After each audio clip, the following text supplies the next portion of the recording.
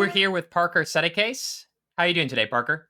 Doing well, man. Thanks. It's good to be with you guys. I'm excited for this. Yeah, thanks so much for joining us on our podcast. But of course, you have your own podcast. Why don't you tell us a little bit about that? Yeah, thanks, man. So the podcast is called Parker's Pensées, and I know it's Pensées, but I'm an American swine, and so I say Pensées because I would feel like a middle-aged woman at like a Mexican restaurant, being like, "Gracias," like, dude, stop, just say thank you. So it's called Parker's Pensées. It's a podcast where I explore the deepest ideas in philosophy, theology, nature, and life with experts. Sometimes I do solo episodes on my own, but it's basically like office hours conversations with people who have written recent journal articles or books in philosophy and theology mostly. Yeah. That's awesome. How long have you been doing it now? Oh, it'll be, it's like 2.5 years. Yeah, it'll be 3 in August. Right during the pandemic, all the old timers learned how to use Zoom, and I was like, sweet, let's capitalize on this. Yeah, Yeah. that was a prime time to be a podcaster or totally. YouTuber or any of that. Yeah, everyone started them as well. Well, that's a nice segue, I think, into today's topic.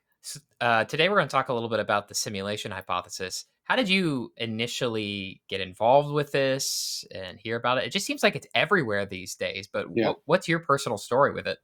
Yeah, so I think I had a really good philosophy teacher in high school, and he would talk about the Matrix a lot, and so that was kind of always in my head, the Matrix. And then this philosopher theologian James Anderson wrote a blog piece about it on his blog Prognosco, and he was talking about a refutation of simulation hypothesis, and that just got to me. I'm like, man, can we refute this? Does this make sense? Is this different than brain in a vat skepticism? And from there, it just kept going and going, and people will get sick of me talking about it. But I do college ministry at Northwestern, uh, and I've done it other places as well. And I would resolve myself to shut up about it. I won't talk about it. And then all these dudes would listen to like Lex Friedman and Joe Rogan, and they'd come to me and be like, "Hey, man, so like, what if we live in a computer simulation?" And I'm like, "Hey, they brought it up, not me, dude." So um, then I just started asking philosophers and theologians about it because I'm like, let's all talk about this. If they're going to talk about it, then let's talk about it. So that's kind of how I got into it. Yeah. Were you a Matrix fan growing up? Oh, big time, man. Love the Matrix. So good, so So good. good, so good. I think it just screwed with everyone's head whenever the first time you saw that movie to think, how do I know I'm really in the real world? Right. But then it kind of like died away, and then it's had this like insane comeback with like Yeah. so many people coming out and saying it, like Elon Musk, Hmm. and for a while there was Neil deGrasse Tyson. Hmm. So, but before we really get into it, what is the simulation hypothesis? I feel like we just kind of jumped in, but there might be Yeah. people out there who haven't seen The Matrix and don't know what we're talking about. Yeah. So most generally, it's the idea that the reality we take to be just real is in some sense not the most fundamental reality and is generated by a computer. And so that's like real general because there's a lot of different takes on this, right? So in the popular like milieu or whatever, um, it's not super well formulated. Like some people are like, yeah, what if we're living in the Matrix? And so what if I'm a brain in a vat type thing?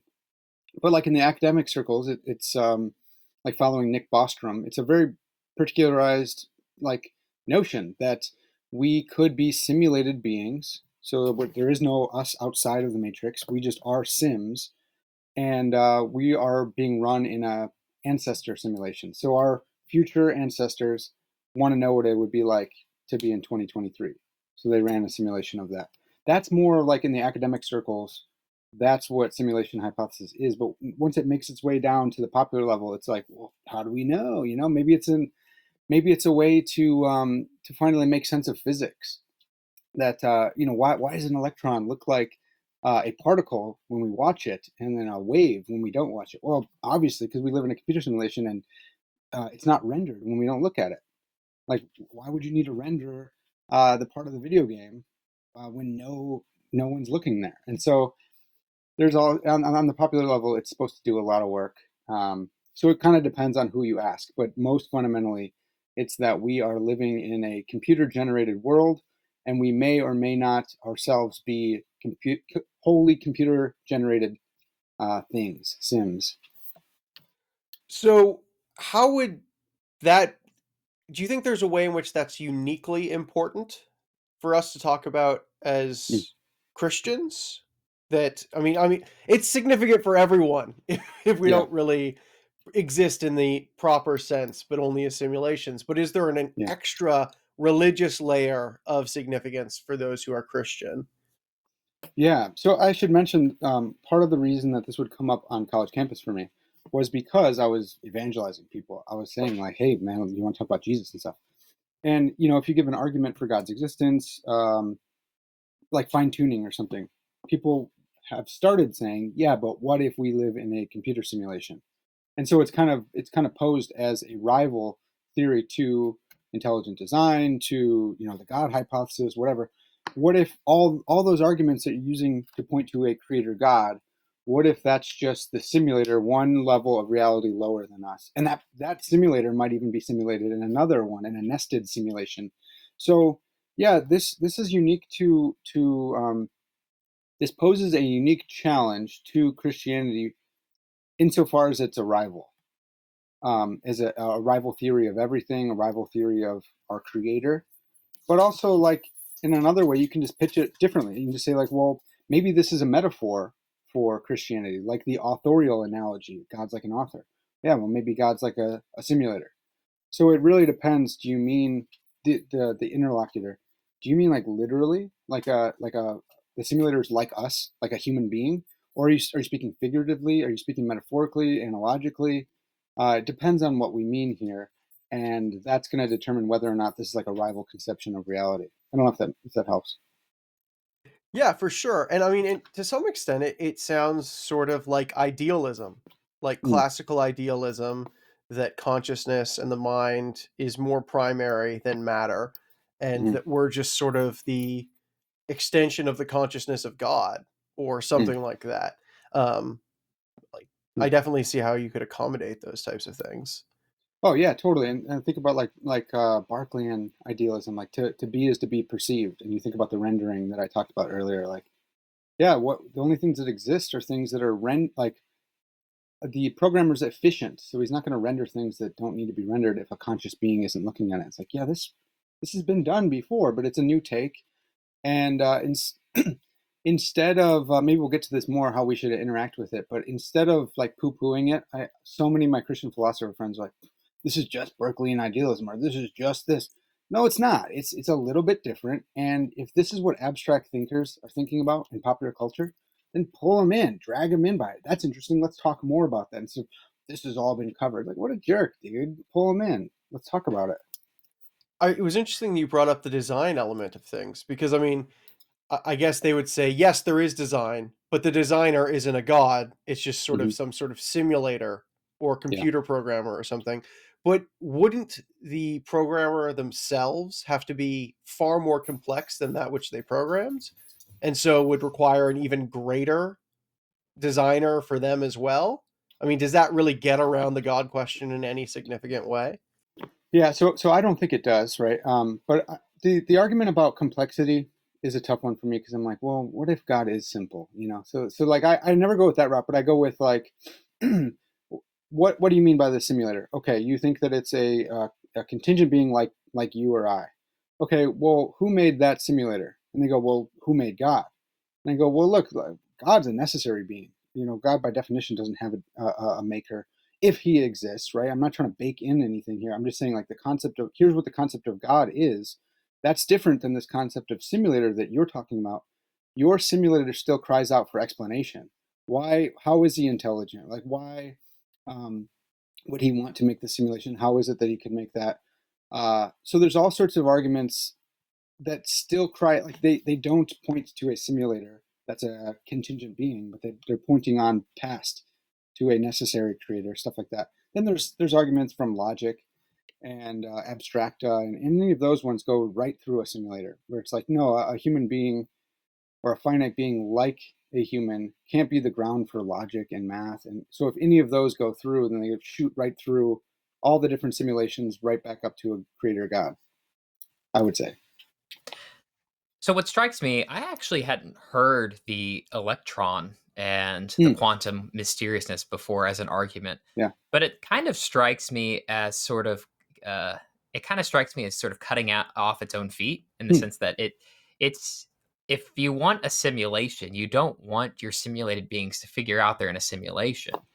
And so the fact that we're sitting here theorizing about, hey, it's not rendering, these particles aren't rendering until we look at them, just like in a video game, that seems to ruin the simulation to an extent. So you'd expect at least some sort of competent designer Yeah. to find a way around that, or at the very least, shut us off as a simulation and go, we got to try again. We Hmm. screwed it up. They Yeah. figured it out. Yeah. So I get this one. I get this one all the time, and I've thought about it. And Nick Bostrom, I don't know if I even mentioned him yet, but he came up with this simulation argument. We should probably talk about that at some point. But Bostrom says, like, by definition, you can't have evidence that you're in a simulation because, just like you said, Seth, like the simulators, if you did find out, they could just run the simulation back. They could rewind it and scrub your memory. But that all this assumes, and I don't know why we assume this. I always assumed it too. Like the simulators wouldn't want us to discover that we're in a simulation, but maybe the whole point is to discover that you're in a simulation. Maybe that is their point. Or just think about like the if we are in base reality, there's still something weird about the quantum indeterminacy type crap. Is that does God like want us to discover Him through that quantum stuff? If so, and if he put that there as another argument for his existence or something, and it turns out to be great evidence, then maybe the simulator has the same kind of intention behind their rendering stuff. So um, I've thought about this, but on the popular level, people were just like, yeah, well, who cares if we find out that we're in a simulation? Like, why assume that the simulator doesn't want us to know? I don't know what you think about that. Yeah, it nearly feels like everything and to an extent nothing could be direct evidence of the simulation to Right. an extent. Yeah. Yeah, it's Totally. like how could a character in a book figure out they're in a book? Like Right. the whole book is evidence, but no specific part of it is. Yeah. Unless, I mean, the author could write, "Hey, you're in a book," right? And he could put that in the sky. There's certain ways because I've thought about all this stuff where I'm like, if there's no way that the simulator could tell the simulated beings that they're in a simulation, then this might cut against theism, like God telling us that we are in this created reality. So I'm like, okay, I don't want to cut off divine revelation because I'm cutting off the simulators being able to. So again, going back to theism, we got to be careful with how we're doing it because it does have implications for God revealing to us. I don't know if you guys, what do you guys make of that? Yeah, that's interesting because all these objections are coming to my head. But as soon as you mentioned theism, right? Because we do want to preserve some form of natural theology, some form of Right. scripture itself is, the creator of the universe coming down and saying, "Hey, you're in a created reality." So, Yeah. yeah, Well, I I don't know. guess a lot of those arguments like seem to negate that you could be certain that you're in a simulation, but I don't Hmm. know if they negate the possibility of, hints that suggest that probably you're in a simulation, Hmm. if that makes sense. Yeah. Oh man, when you bring up certainty, now it's tough, right? Because like, can you be certain of anything? Um, could they have any more certainty in the simulation than we have of the stuff that we have in our reality? Do you guys think that God could reveal Himself to you such that you could be certain of His existence? That's a difficult question because I'm not sure.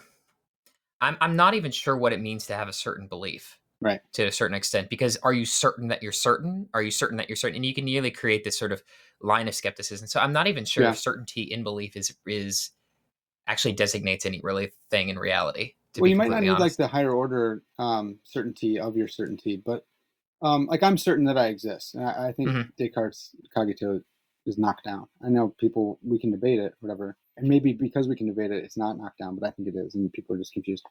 But I think I am certain of that because I can't doubt it without it being true. But I don't know about anything else. Like I'm on the fence back and forth about like I think God could probably I think God's omnipotent. So I think that he could make me certain of his existence. Not saying that he has, but I think he could. If he could, maybe the simulator could do that to their sims, to their, like program that into them. I don't know. It would depend on like how a Well, program's and beliefs certain. Well, there are plenty of people who I think are certain of their belief in God. The question, I guess, the question that I'm going with is, what is the justification for that? yeah. I guess you're Well, thinking of and some sort of internal warrant. is it psychological certainty or logical certainty? And it's like, well, it doesn't seem like it's the logical one, but could God reveal in such a way that it's on par with that logical certainty, I guess? Right. Could perhaps miracles or something like that almost be considered glitches in the matrix, which Hmm. reveal that there is something more? And are there people that do suggest that there are such glitches that hint at a Yeah, higher realm? yeah, And they what would do. those glitches be? Yeah. So people will write to Nick Bostrom. He has, I think it's like simulationargument.com maybe. Because he wrote this, Nick Bostrom wrote this paper, I think in 2001, and then I think it might have been republished in 2003. Are you living in a computer simulation? Something like that. And right around the same time the Matrix came out, and he gives this argument. Uh, Here's the argument. There's three premises. They're like mutually exclusive and jointly exhaustive or equally exhaustive, whatever. So one, we will never be able to make simulated conscious beings with the experience that we have. For whatever reason, we're just not going to do it. Two, we can do it. We will be able to do it sometime in the future, maybe, but we won't for moral reasons or something. Like we'll choose not to, right? Maybe it's immoral to make conscious beings um, that are digital. Or three, you're most likely already living in a computer simulation, and that's one of these is true. So if you don't have a reason to think one or two are true, then you're left with three, and the third one is the simulation hypothesis that you're currently living one. And he bolsters the argument by talking about nested simulations. If we can make a simulation of our reality, then that simulation can also make simulations because it's a simulation of our reality. All the way, you can have trillions of them, and then if that's possible, if that happens, then the majority of conscious beings with consciousness like our own, the majority in the universe are going to be simulated conscious beings. And so then he just pulls out this indifference principle and says, look, this is pretty reasonable. If most beings in the universe, by a large majority, are simulated, then you're probably simulated too. So he gave this argument, and then people started writing into him. I saw a glitch in my mirror. I saw the Matrix freeze. I saw you can find like glitch in the Matrix on Twitter and Instagram and stuff, where like a plane is like stuck in midair, and it's like that's a glitch. What's going on? But there's actually a lot of like scientists will come through and explain how there's certain jet streams that a plane will run into, and they actually have to stay there for a while, I guess, because if they move out, it's too dangerous. So it actually looks like they're stuck in midair, but they're not. So there's weird phenomena that people will point to, and that's where Bostrom's like, "Hey guys, we'd expect all of that in base reality too. We'd expect people to see glitches in the mirror and have schizophrenia. So like any good simulation is gonna also do that, but base reality would do that too. So in principle, he's saying you can't have any like a posteriori evidence of being in a simulation. But again, on the popular level, people like Neil deGrasse Tyson or Elon Musk would be like, well, look at like the 2016 election. There's no way Donald Trump was supposed to win, but maybe we're in the simulation where the simulators thought, wouldn't it be hilarious if Donald Trump won that election? Bing, like hit that, and you watch the polls change and all that. So people will point to it, and Christians were like, that's called providence. Like we've always talked about that. But we don't think he's, a maniacal kid playing a Nintendo one level of reality deeper than us. God isn't a maniacal kid, or Trump isn't a maniacal kid? Yeah, the God isn't. Yeah, that's right. Um, Yeah. yeah. Go ahead, man. No. Do it. I was gonna say that Reddit page, Glitch in the Matrix, is one of my favorites because you get things like these dancing sundogs or just anything Yeah, weird or improbable that people don't know yeah. is just filled with it. It's So really good. interesting. Yeah, And of course, it's always a glitch in the Matrix. That's always the go-to explanation yeah, because yeah, it's one of those things that just can explain anything. yeah. So, but Seth, you talked about like the simulators, and this is Bostrom's line of thought too. The simulators could always scrub the glitch in the matrix, so you're not going to see two cats running past if they don't want you to. So then the question is, well, maybe they want you to. Well, if the simulators wanted you to know that you're in a simulation, they could literally just put like an error message in the sky or something. Like there's a lot of other ways to do it. And so then you run back to theism again, and you go, well, like, couldn't God do the same? Why does God hold these people responsible for not knowing about him? Couldn't he write his name on the moon? And so then you have to go in and give like a plausible explanation. Say, well, actually, here's what Scripture says. Here's what church history said. Here's why that's a difference than the simulation thing. So again, it's fun because it helps us think through the God questions in a different, unique way with some stakes too. Yeah, I feel like though there's this additional thing, which is while we're thinking through it, we still want to say that theism is in some way preferable to the simulation hypothesis. And you Oh yeah, gave 100%. ideas about logic. You Yeah, gave ideas about God as a necessary being. yeah, Are there? But I can see a simulation hypothesis person to go, well, these two are compatible. And in fact, if you look at the arguments for the simulation, that one base reality will have maybe billions of simulations. The odds that we're in base reality, even if there is a God, is still minusculely small. yeah. So I kind of want to ask you, what's been the sort of response to that argument? Do you find it convincing, or what are your thoughts on that? So most Christian philosophers, and I was like this too, will just they'll home in on the theory of mind at play and say, look, this requires machine functionalism, and machine functionalism is false because Ned Block showed it in his Chinese nation argument, and John Searle's Chinese room argument shows that this computational theory of mind can't produce understanding. So look, I have understanding, I have qualia, I have this and that, all these things that a computation can't have. Therefore, I can't be a computational thing. Or maybe they'll go with Penrose and his use of Gödel and say, look, the incompleteness argument, or the one and two of Gödel's incompleteness arguments, they show that like there's always this Gödel sentence, so that you won't be able to think about certain things, but humans can think about these certain things, mathematical numbers and like um, transcendent propositions, things like this.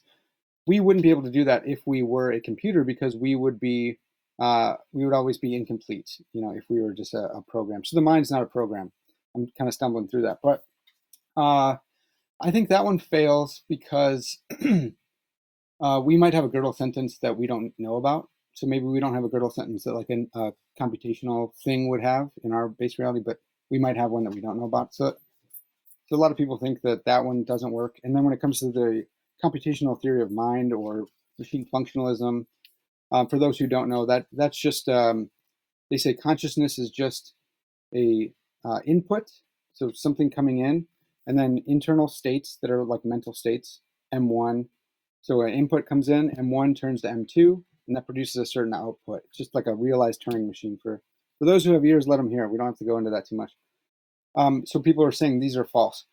But if like substance dualism is true, then maybe computational things could have souls. Maybe all it takes is you to accidentally latch onto the psychophysical laws that God designed that produce a soul when a sperm meets an egg, and maybe you could do that digitally. And so I've kind of come around to thinking like I think machine functionalism is false, and if that's the only way to get a sim, a digital conscious being, then yeah, that's false. But I'm a substance dualist, so maybe you could hack those psychophysical laws. And the question is, God, would God let you do that? And it's like, well, I don't know, man. God allows a lot of stuff He has morally sufficient reasons for. Um, so I don't go that route. I do go with like the compare the theories route. Where I'm like, let's compare all these theories. Look, I don't think the simulator can make sense of abstracta arguments and logic, all those kind of things. So already that's a minus. But then if you just look at the raw theories, like in general, I'm saying that the creator is this necessary being. He's always existed. He's the final stopping point in explanation. You're positing this contingent thing that cries out for another explanation. And so even if the two are compatible with each other, man, why are we? One of those theories is simpler than the other. One of them is positing this creator between the creators, and they're both explaining the same exact things. So one of them is simpler. Let's cut that off and That's like a explanatory virtue, right? Like we don't, if they both explain the same things, but one's simpler, then that one wins.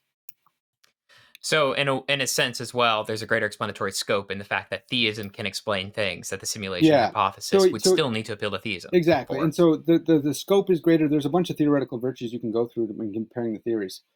So even if you bracket that, right? So bracketing off the scope, like logic and all these necessary type things, um, bracket that off, just raw simplicity, theism wins. Okay, now you add the explanatory scope. Now you add the explanatory depth. Now you go through the theoretical virtues and say like, theism just wins. Maybe we could possibly be living in a computer simulation, but that would be true only if there's a God, because all these other arguments point to God. And so it's a simpler theory to say that you're in base reality.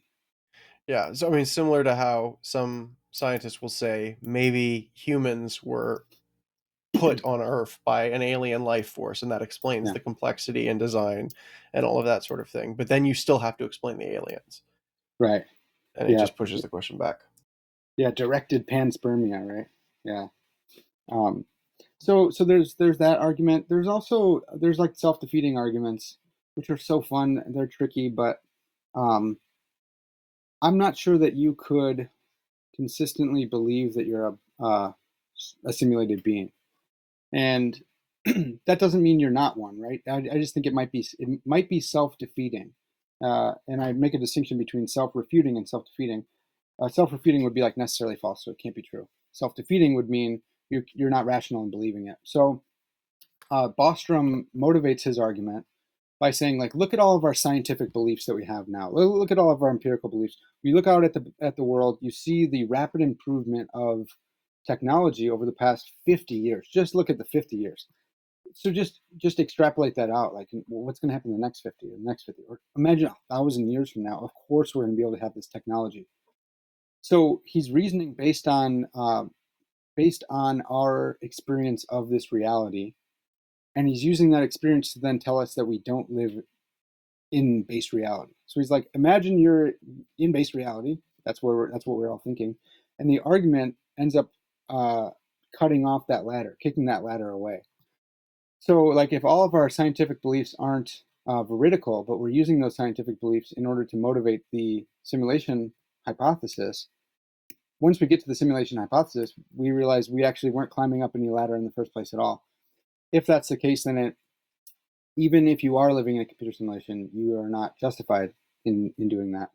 And that's solely based on Nick Bostrom's motivation. So if other people have independent reasons for thinking you live in a computer simulation that's not motivated by his, okay, sure, we can talk about those too. But again, we're gonna have to compare the theories. Can I ask just for a little clarification Yeah, on that? for sure. Yeah. So first off, I'm curious. So you distinguish between self-defeating and self-refuting. Is that Yeah, your own that's from distinction? that's from Jim Slagle. And Oh, yeah, okay. so I'm not sure if that's caught on a ton yet, but I think it's a really helpful way because, I was um, reading him yesterday. oh no way, dude, Jim's the Yeah. man. I love him. Oh, cool. Yeah, he's been on the podcast a couple times. Um, so he makes this distinction, and I don't know that it's unique to him either. I think he didn't invent it for sure. He's definitely picking out a phenomena, but I know like James Anderson also will follow that same line of thought. A lot of philosophers, you ask them, and they're like, "Oh yeah, no, that's either helpful or I do also make those clarifications." Like Hillary Putnam has this argument against brain in a vat skepticism, and he's trying to say it's self refuting and therefore necessarily false. So no way you could be in one. And his argument's wrong. If he pitched it as self-defeating, it might be a little bit more powerful because, right, there's a difference between ontology and epistemology. Right. Right. And so can you go through that just one more time? I think I might have missed something about Yeah, why Bostrom's case, you're climbing the ladder, but you don't actually get anywhere. yeah. So you're just take all your beliefs that you have about technology today, and then you run those into the future. That's the motivation for the simulation hypothesis. Like, dude, look at the progress. Holy cow! So just imagine that progress and how it's exponential. Um, so what James Anderson argues in his self-defeat argument is that all of those beliefs about the history of scientific progress are non-veridical. How do you know if that's actually how things went in base reality? why think that that is vertical here in this reality? What if it's, artificially propped up by the simulators? And actually, we think it might be, especially if you go with like the Donald Trump case, that Donald Trump didn't actually win in base reality, but we're living in the crazy timeline where they wanted to see how crazy things would get if he did win. So that's artificial. Like you guys intervened and you messed with it. So why should I think, if I come to find out that you guys are manipulating reality in a way that's different than base reality, um, why should I think that all my beliefs about scientific progress are vertical? And so if I think that you've already jiggered with it, then I have a reason maybe to doubt it. But I actually don't know if you have jiggered with it or not. So now it seems like it might just be inscrutable. Like, what's the motivation of these simulators? How can I trust my beliefs about history if I am actually not living in base reality history? It seems to be uh, um, it seems to be kind of the exact same issue that theology often jumps up against, which is Hmm, if there is a being beyond us, how can we talk about that being? Because as soon as you hmm, begin to talk about them using our words, you're anthropomorphically sort of projecting yourself onto that which is supposed to be beyond yourself. yeah, And I mean, it's the same question here, which is if we're assuming there is a real universe beyond ourselves, why is our non-real universe in any way indicative of it? Why do our thought patterns, why is our way of thinking able to describe it? And why should we assume any of the real world lines up with how our world works in terms of matter, quantum events, reason, all of these types of things? yeah, yeah. And again, it bumps back, like you said, it bumps into theology, and you might get into like Lessing's ditch for the theology nerds out there, where like you can't look at the events of history and draw it on necessity. Or oh man, who was demythologizing theology? I can't remember. The Baltimore? German, Boltman. Yeah. was it Boltman? Yeah. Yeah. Okay, I'm thinking. So who did the projection? Where anthropomorphizing God. Feuerbach. Yeah, Feuerbach. There we go. Boom. That's what I was thinking. Um, yeah. So like these Feuerbachian moves that we, if we're going to appropriate them against simulation hypothesis, we need a significant difference between the simulator and God. And so again, all this stuff is on the table for theologians, for philosophers to say like, hey, we can use these tools, and here's why they don't cut both ways against us. Um, and then also thinking about like epistemological questions like content externalism. So like Hillary Putnam said, we can't be a brain in a vat, because if we're a brain in a vat, then the concept, the word brain doesn't refer to brains in base reality, and vats, like we never had any causal contact with either brains or vats, so our words don't refer. And so you go, well, yeah, but maybe I'm not a content externalist. Maybe I think that my words can refer without causal contact. Okay, well, that's an important point. So now we have to like, make new arguments and stuff. So if you think that you have to have causal contact with God in order to talk about Him, then you're going to have to come up with some way of getting around that as a Christian who wants to have knowledge of God. Or you could just say, yeah, maybe I do have contact with God. Yeah. So again, just to motivate people to think about this, like all these things are on the table. Super fun. I guess my follow-up question is, okay, if we are a simulation, does that necessarily negate things like free will, meaning, those like and our own existence? I mean, we might exist in a simulation, but we still in a sense have some existence. We're not fake or non-real. These Mm, experiences are still real and they still seem significant. Are they? yeah. Yeah. So this is so good. I wonder. So the beliefs type epistemological questions are fun because um, like David Chalmers has this paper, The Matrix as Metaphysics, and he says, in one sense, Neo's beliefs in the Matrix are false because he thinks that he's in a high rise in Manhattan, but really maybe he's a body in a vat in New Jersey or something. So like it kind of depends on what level of reality you're talking about. like qua the simulation, maybe you still have meaning and stuff like that, but qua the external world or base reality, you don't. Um, so it would depend on what you are. If you're a sim, are you a comp- are you a computation, or are you this one bit of like the external hard drive or something? And what are you? Where are you? The thing you take your Am I Parker? Am I actually Parker, or ontologically speaking, am I a program in New Jersey somewhere or wherever in base reality? So where am I locating myself, and how is it that I have come to that conclusion that that's really what I am? So like as a substance dualist, I'm just like, yeah, I am my soul. But this is a problem in personal identity and things like physicalism. Like if you're just your physical body, well, are you like a couple neurons, or are you like the whole nervous system? And how do you adjudicate that? I think that same question follows over into simulation hypothesis. That's going to have ramifications for meaning and stuff. Because if you really are just the physical components, the hard drive or whatever, then it looks like all of your stuff is illusory because you're not actually experiencing the world around you, but you live in a fantasy world. But if you are, like ontologically speaking, the sim who's experiencing the simulated reality, then yeah, it looks like you can still have free will and meaning and all sorts of things that we take to give value to our life in base reality that we take ourselves to be in now. Yeah, what do you think about that?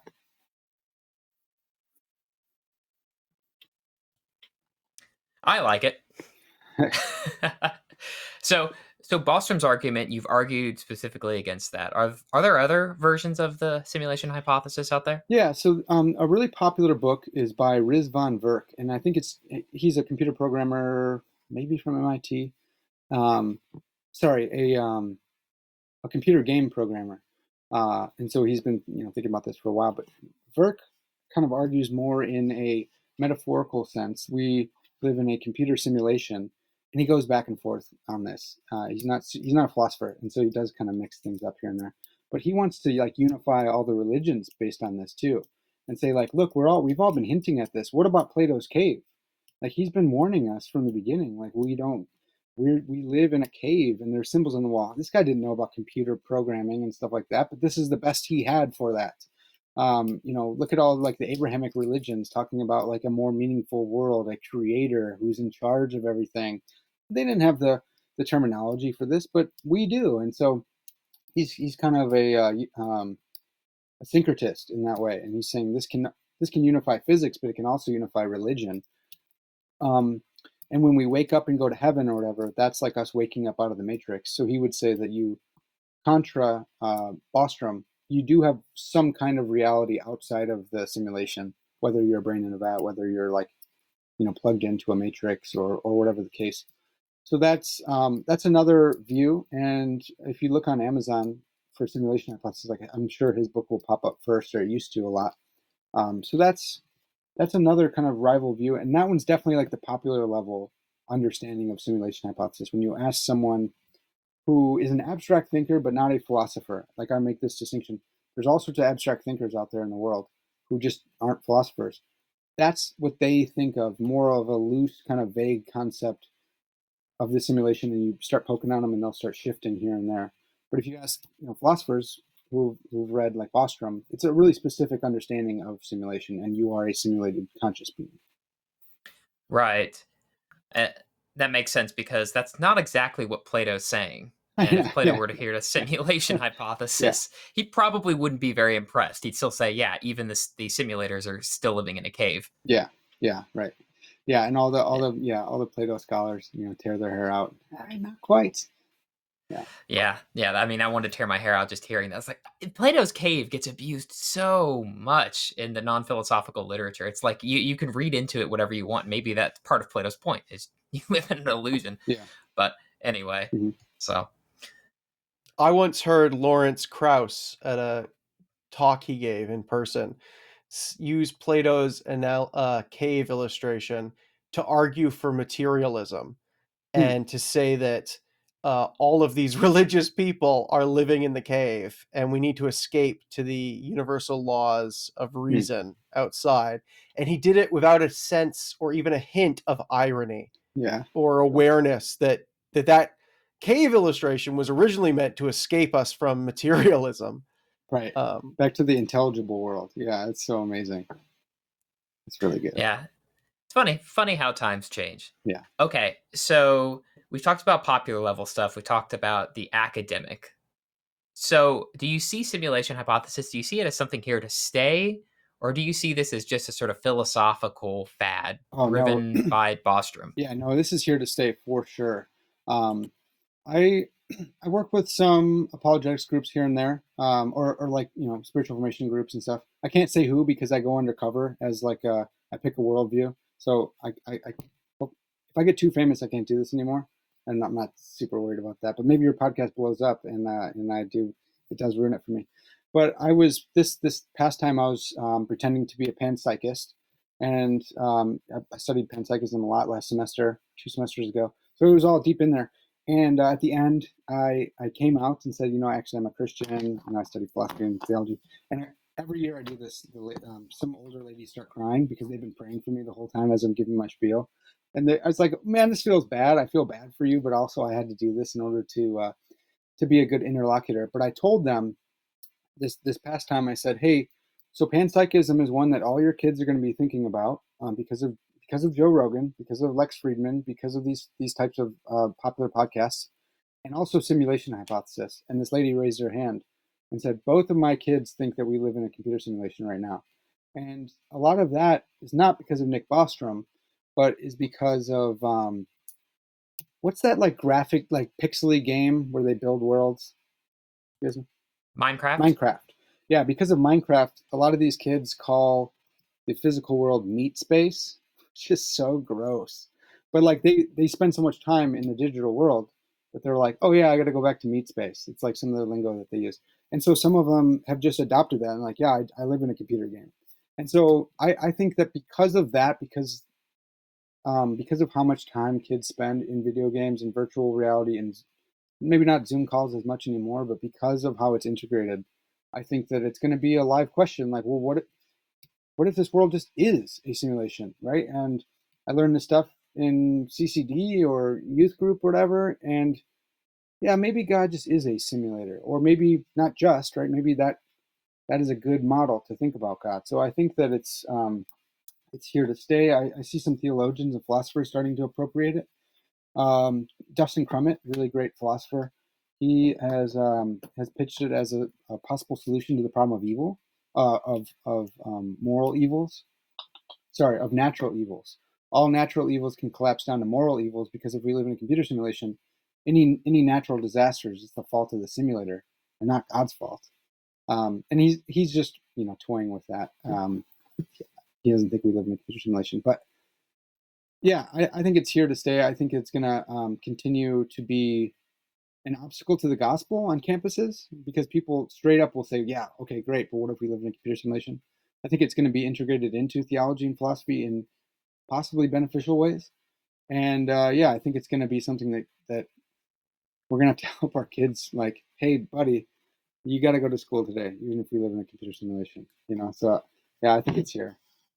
It's so interesting that it's being seen in these contexts as an alternative, Right. and a non-religious alternative. Where Yeah. for me, I find these types of things precisely why I turn to theism, or why I'm open to things like faith, because the Cartesian move, where all of your physical experiences might not be real, and only your kind of consciousness itself is undoubtable, which is for me what these simulation theories basically say. Your material, empirical, scientific experience of reality is not certain. It's perhaps not even probabilistic because none of this can even exist. Mm. So, what sources of knowledge are you going to look to? Material world? You're going to look to the sciences, or are you going to look within to spiritual, metaphysical, religious sources? Mm-hmm. And so, for me, the simulation theory is almost like step one in deconstructing our materialistic, atheistic worldview. Yeah. Or like I see that as a tool, but I understand how others aren't seeing it that way. Yeah. I kind of feel the same way about panpsychism as well, but I'm actually working right now. I think panpsychism, any coherent version of that, is going to be theistic. So, but Yeah. yeah, Totally. And those two things, man, thank God, are they're on the rise, and that hardcore, staunch digging like ostrich materialism is kind of waning a little bit. And a lot of people are like, hey, look, man, if simulation hypothesis, then theism, so we win, you know. But um, I used to go super hard against. Okay, so someone's on the simulation track and they're going, you know, they're following the track. I want to stop them in their tracks and pull them off into theism. Now I take a different tact, and I like to just ask like, why do you see the like where's this conflict between Christianity and theism, or Christianity and simulation hypothesis? Like, help me see that, because I'm no longer just going to take it for granted that it's like a that they are rivals. Um, if I'm a simulated being and I'm made in the image of a base reality image bearer, why does that imago Dei? Why is that not transitive to me? And so, if Christ died for the sins of, you know, conscious human beings, does that matter if I'm a simulated conscious human being or whether I'm a base reality simulated? So, like, if the Bible's true and they simulated it into the simulation accurately, why does all that not apply to me? And you got to help me out. Like, you tell me why theology now needs to change. And when you start going in on details of the simulation, you're making it less and less probable. If we're going like with the Bayesian thing, so yeah, it's just fun because now instead of being like adversaries, I've kind of lured you into a theological conversation. Now we're talking about God and Christianity, and like that's a big part of my goal, anyways. I want to talk to you guys about that. I don't want to talk about sports and stuff. Like, let's talk about Jesus, and now we're doing it. So I like that tack a little bit better than just staunch like you're wrong and here's why. And we talk about theories of mind and how you're dumb. And I'm really glad too. I was a little scared that we might just get on here and just bash it the whole time rather Yeah, than actually sort of tear it apart and look at it and maybe yeah, say, well, what if it is true, you Well, know? we did in a different simulation, but in this one, we've been more right. optimistic. There we go. Yeah, Yes, sir. yeah. Yeah, So, if we can venture into the theological question for a second, it's a bit of a wild card question, yeah, but I'm beginning to think that simulation hypothesis, the idea that we live in a sort of illusory reality, if we want to talk about that, I know that's controversial and yeah. everything, but it seems like there's certain theological frameworks outside of Christianity that might be more apt to jump on board with this. And I'm thinking about like Advaita Vedanta Yeah. Hinduism, which says reality, the material reality you see, is illusory. And they've been saying this for 1,000 years. Yeah. So I'm curious, is that then an additional theological challenge, which is that Christianity, which really doesn't have an idea, at least not inherent to it, that reality, that we're living in a sort of illusory reality, that's just this sort of material reality we live in is illusory. Is that an additional challenge, do you think? Yeah, it could be. So, so Rizvan Burke, like I said, he tries to synthesize all these, and he does exactly that, like with Hinduism, or different types. If simulation, I could see someone making the argument from like a Hindu tradition saying like, look at the simulation hypothesis. That seems like a plausible view of reality, and it actually makes sense of what we've been saying forever. So therefore, you know, our theory of reality, our worldview, world and life view, however you talk about it, our religion, is yeah, it's more probable than yours. You could also like that. That's based on, like you said, Seth. That's based on a critical assumption that if we're living in a computer simulation, then this world is not veridical. But like, why think that? I don't know. Is this a highlighter or is it not? Like, in base reality, it's not. I guess it's just a bunch of code. But I'm not in base reality, so it's real to me. Does that mean that we're like relativistic? Well, no, not necessarily. That's another conversation. We got to have more and more conversations. So I don't think it would be like an immediate win. It would still be based on assumptions that the conversation between realism and anti-realism of any kind of stripe would just continue to follow right into the simulation hypothesis conversation, right? So, like, Yeah. is this real or not? Are virtual things digital things? And if they are digital things real things, like the money in my account or something? So, yeah, It does It's seem like, sorry. I was gonna just say it's like the Matrix when Neo asks, "Is this real?" and Morpheus goes, "What does it mean? What is real?" yeah, right. Yeah. That's a good question. Well, And he just leaves you with that. Yeah, I think the base assumption here is real means to be factually material mm, or something like that. But you could be real, but just not reducible to material atoms.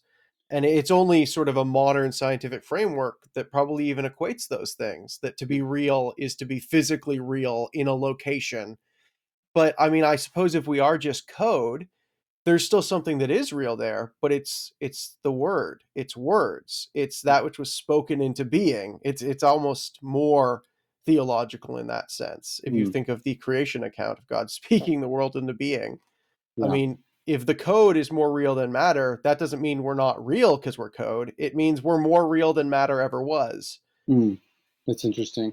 Well, okay, so another line of thought following on that is uh, like the multiple realizability arguments in philosophy of mind. These are arguments against like physicalist theories of mind. So like when I say I'm in pain, I'm really just speaking shorthand for like C fibers firing in my brain or whatever. And so then Putnam comes along and is like, well, my dog can be in pain, or like an alien can be in pain, and they are made of like helium or something, right? So like pain can be multiply realized in different types of brains made out of different things. So it can't be identical to a human C fiber firing.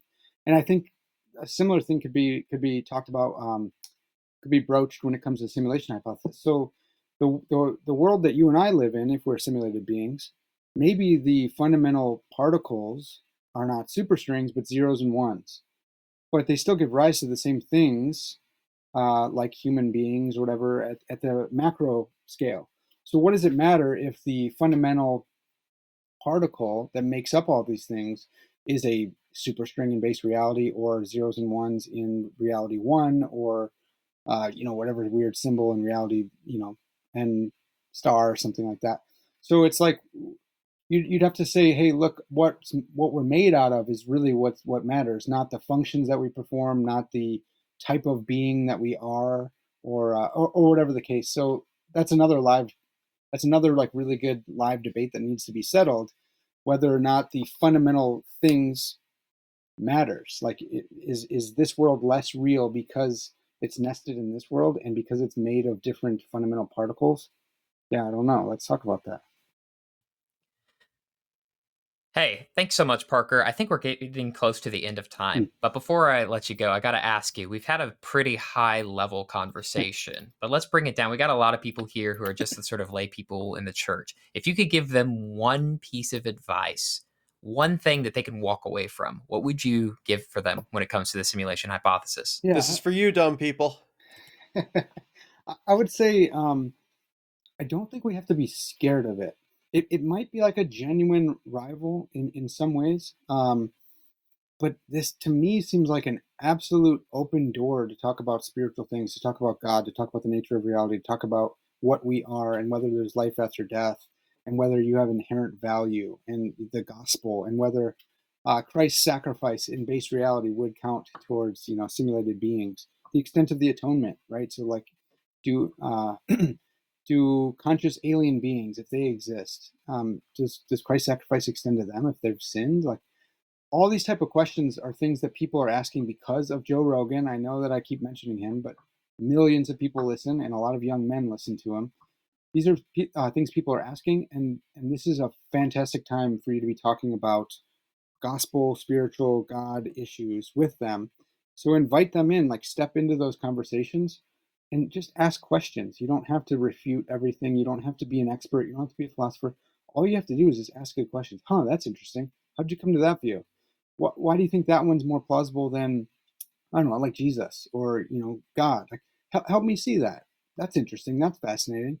Just take like a genuine interest in them and like be kind. This is awesome. This is a great time. At least they're not saying, you idiot. How could you? We're obviously physical thing. No, the conversation's changing, so embrace it. This is fun. It's a good time.